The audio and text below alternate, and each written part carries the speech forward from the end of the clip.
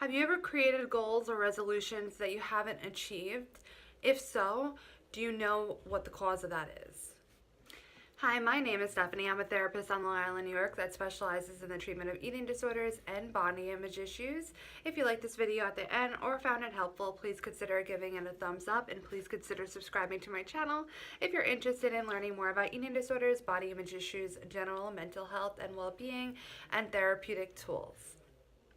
Most of us set goals that we're hoping to achieve in the short term.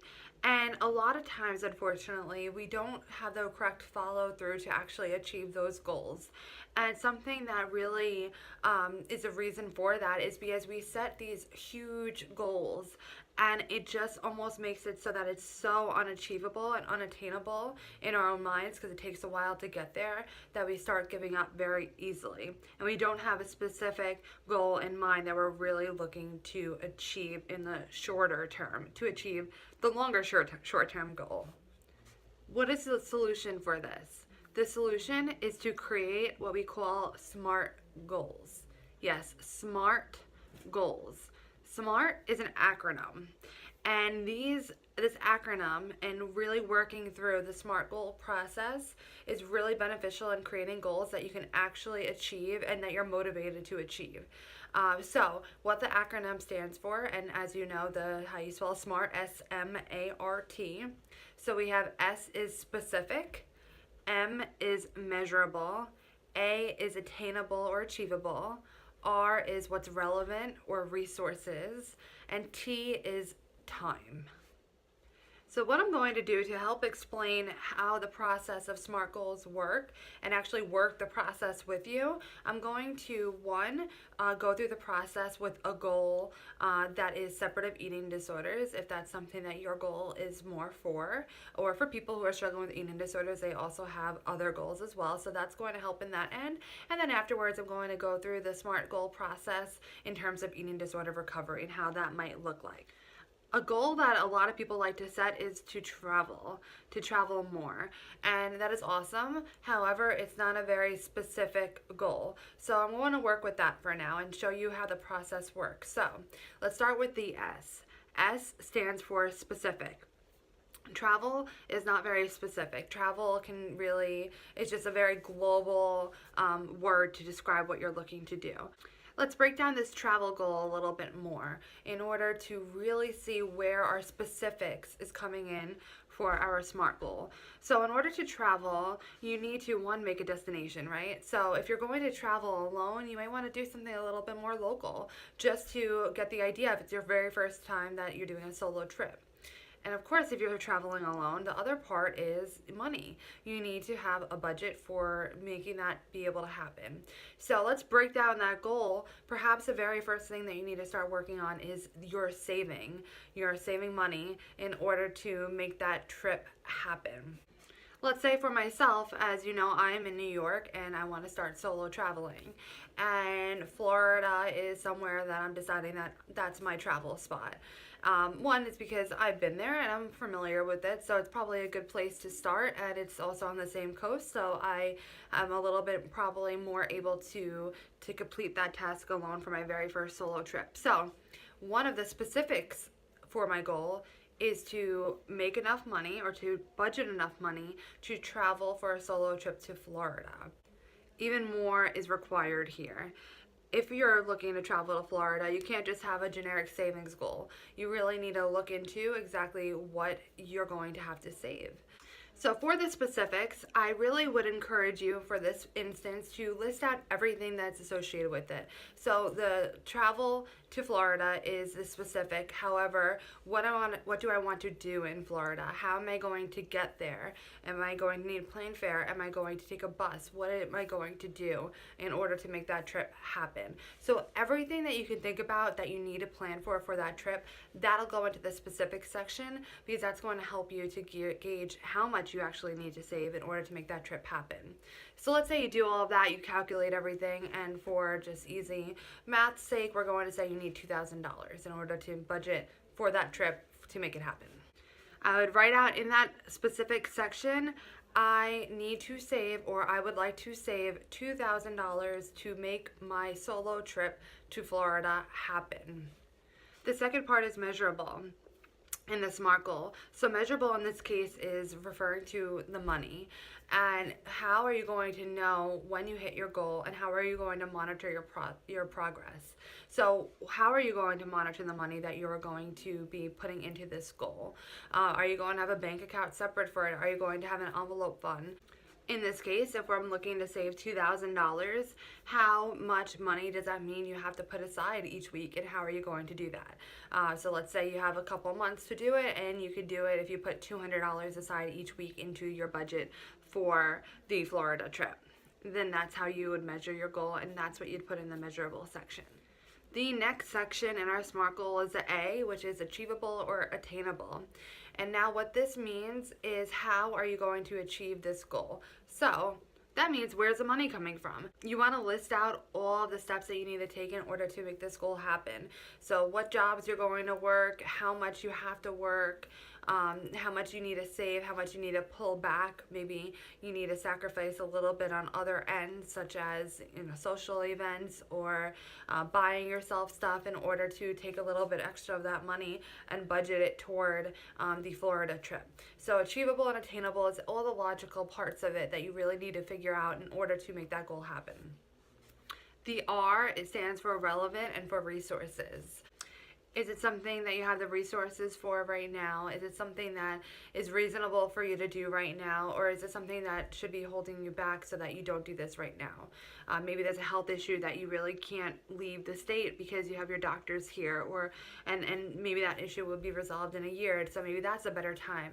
So this just also comes down to being honest with yourself and seeing if this goal is in line with your long-term goals.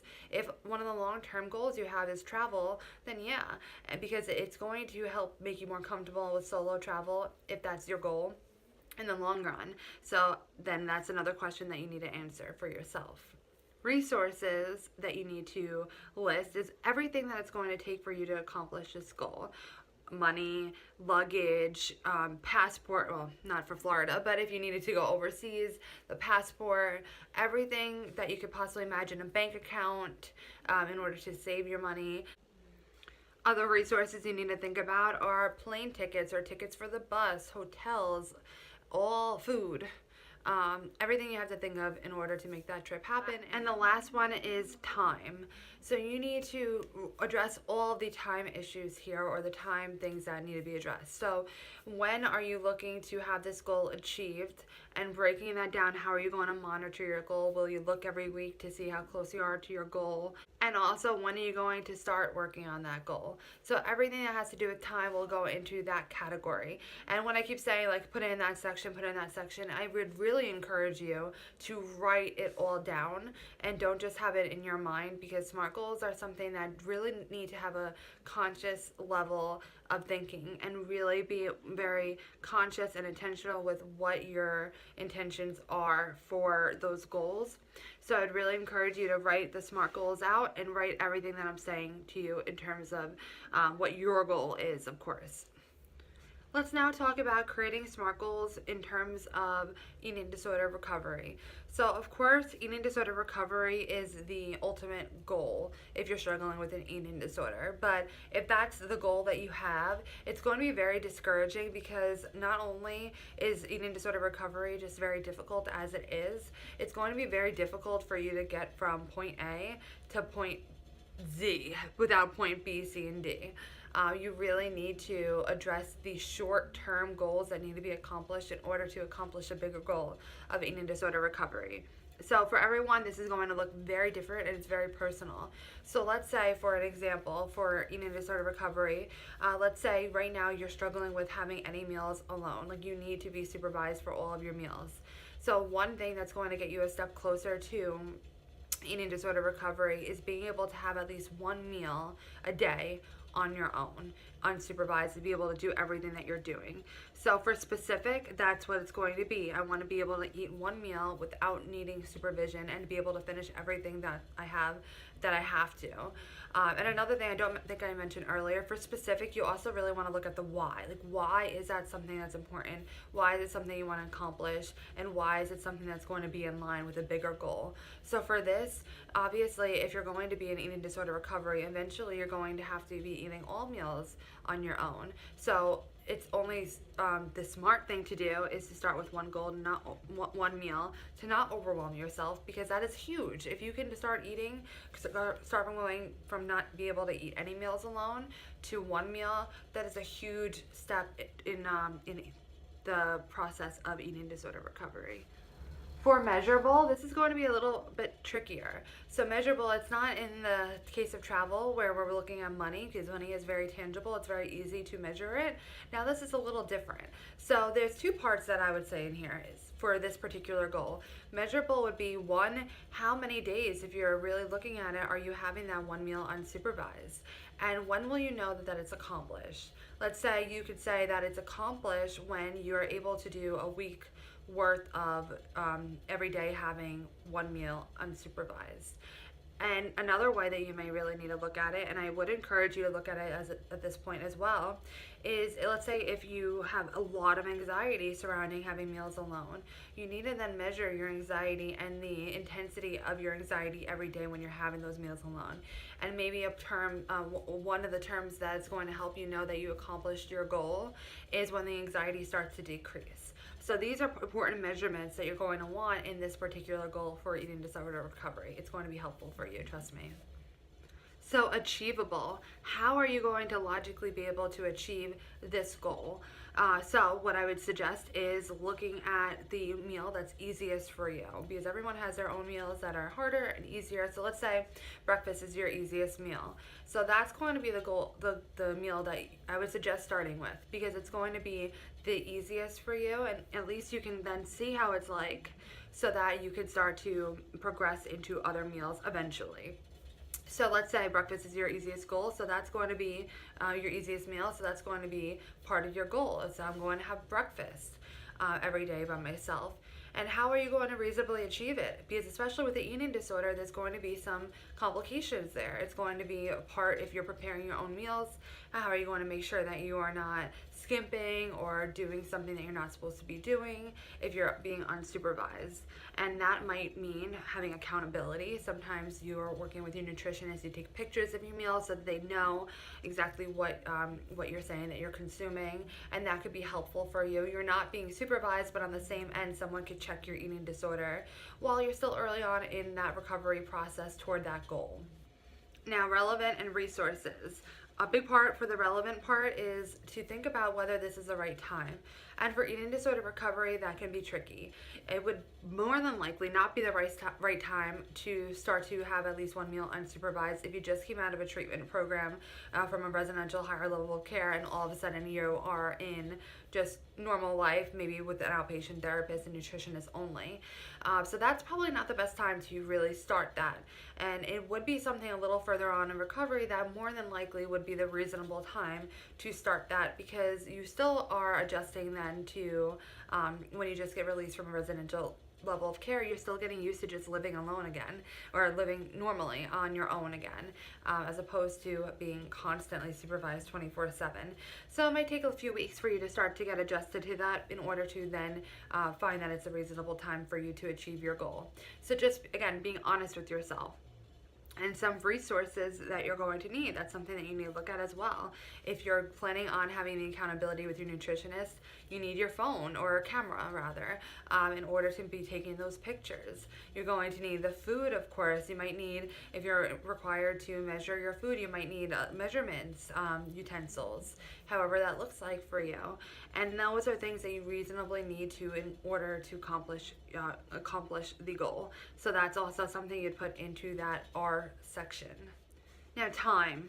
When are you reasonably going to start working on that goal, and at what point do you hope to accomplish this goal? So it's going to be a little bit messier in eating disorder recovery for this particular goal, because it's you need to be flexible with yourself as well, and everyone recovers at their own pace, and in different parts of recovery it's a little bit more difficult for certain people as opposed to other parts which may be easier for certain people. It just is the name of the game. So what do you think are you going to aim for in order to have this goal accomplished, where more often than not you're able to have at least one meal a day without supervision and your anxiety about it is lessening? And that's something that I would hope that you could be flexible with yourself about. So let's say maybe you're trying to go for 2 months, that this is going to be accomplished within 2 months, and then you can move on to another goal and create another SMART goal for maybe another meal or whatever is the next part of your recovery. Now, the thing I need to emphasize the most is that you can do all these all day long. The SMART goals are absolutely amazing for you to make sure that you are achieving your goals and you're setting yourself up for the best possible chance to achieve those goals. But on the same note, these are only an outline, and that's what you need to remember. This is not the gospel.